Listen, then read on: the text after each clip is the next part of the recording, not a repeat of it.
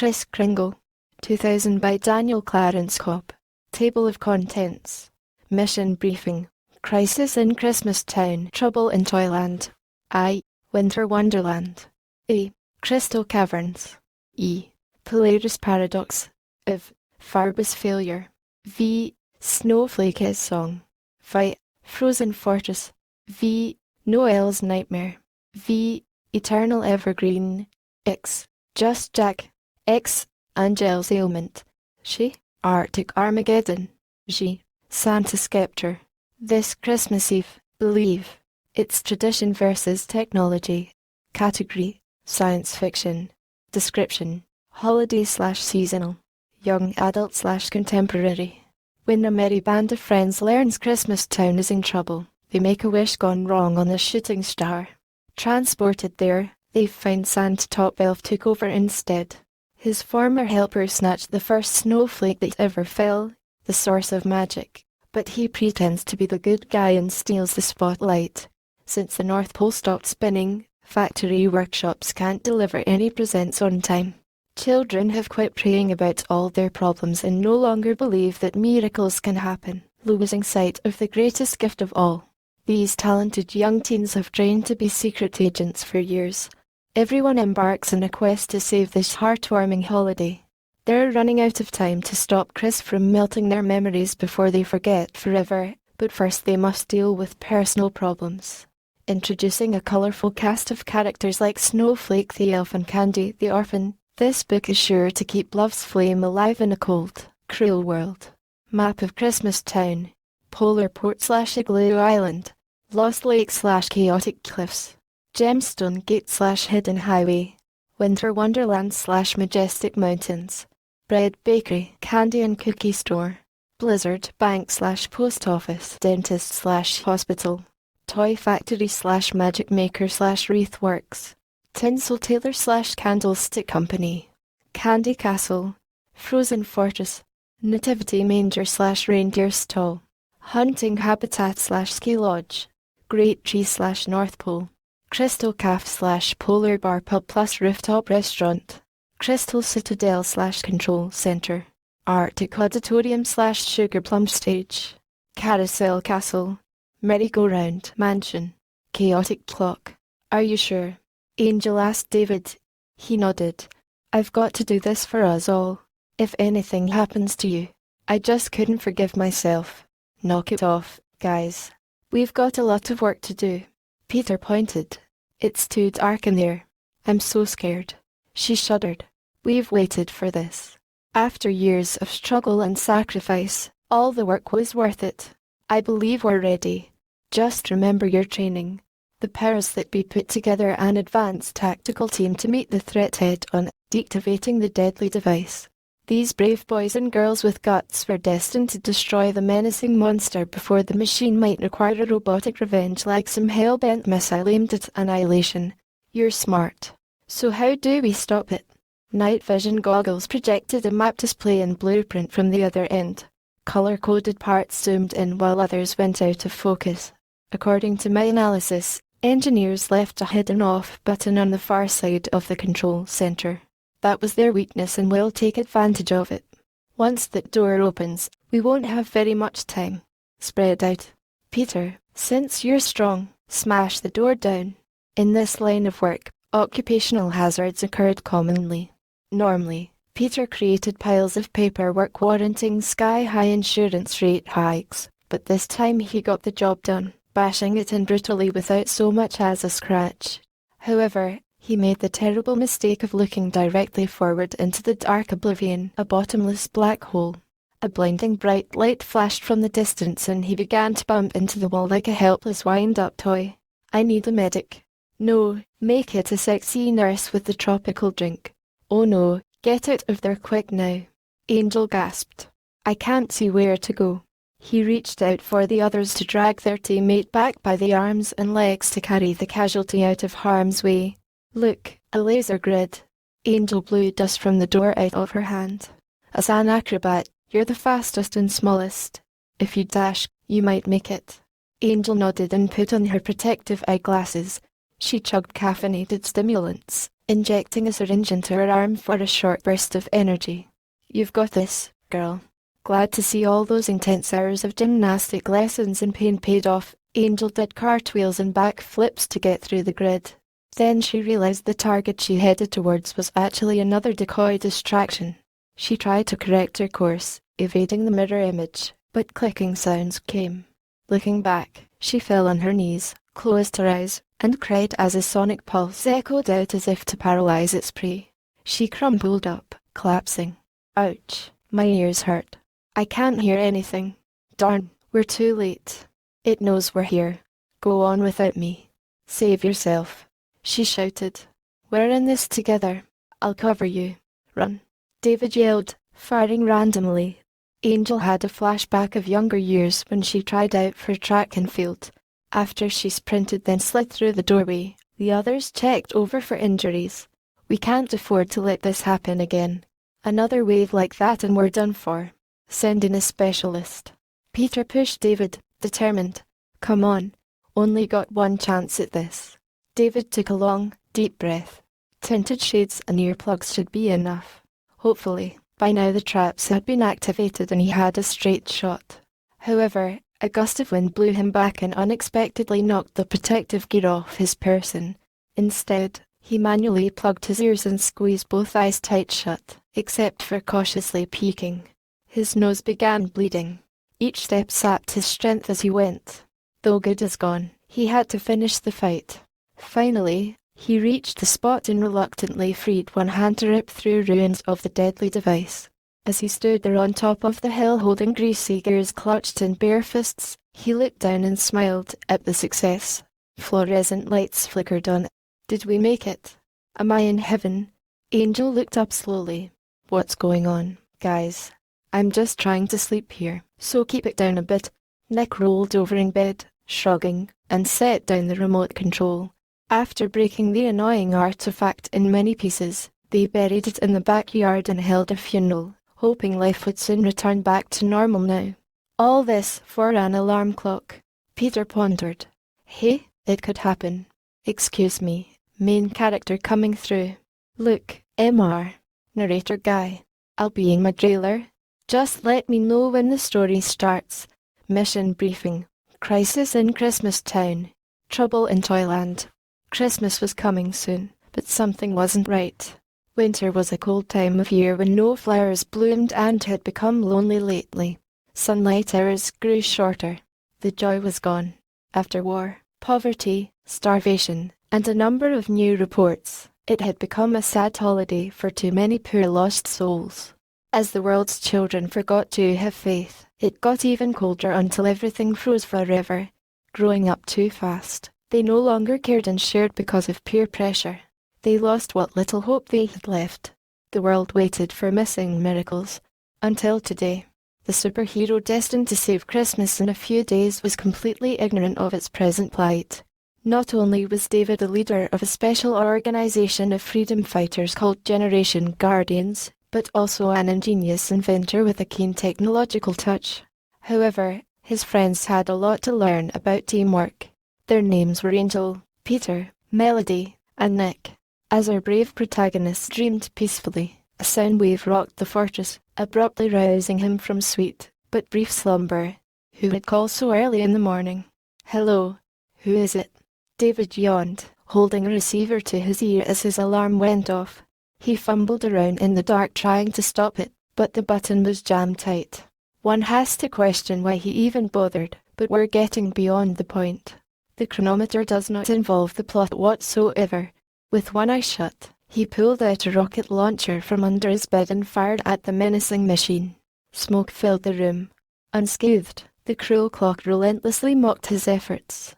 Its marvelous, polished metal alloy was practically invincible. Okay, that does it. He threw it out the window. Woo. That was some wake-up call courtesy. Jumping out of bed, he put on a uniform then began a daily exercise. Before he could finish, someone approached the door. What was that about? Melody arched an eyebrow. Did you notice the ground shake a little while ago? You mean that earthquake? I don't want to know.